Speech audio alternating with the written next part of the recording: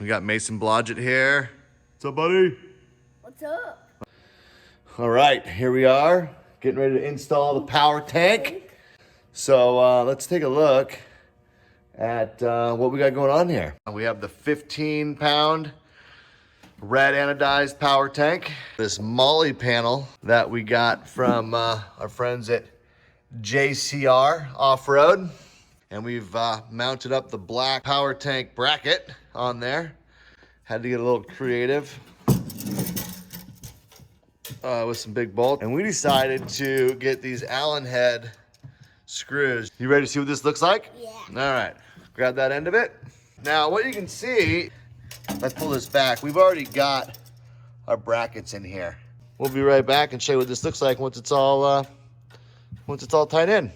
All right, so here we have the Molle panel is mounted. You can see we reinstalled that nice and securely. And so we're gonna put our power tank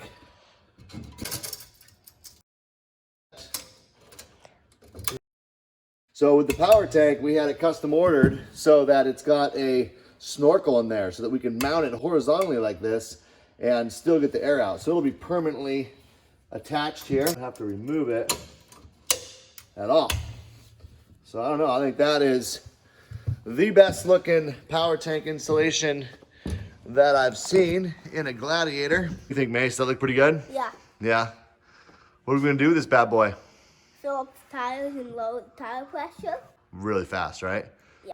All right, well, that's how the power tank looks. I might lower this a few inches. As you can see, I could set that end of that 15-pound tank right on the wheel well and have a few more inches to come down, which would give me a little more clearance with that trail rail system. If we can get that power tank dropped down just a few inches, that would help out with that. The nice thing is it comes with this 30-foot accordion style air hose, and we had no problem reaching all of the tires from there. So pretty happy with this.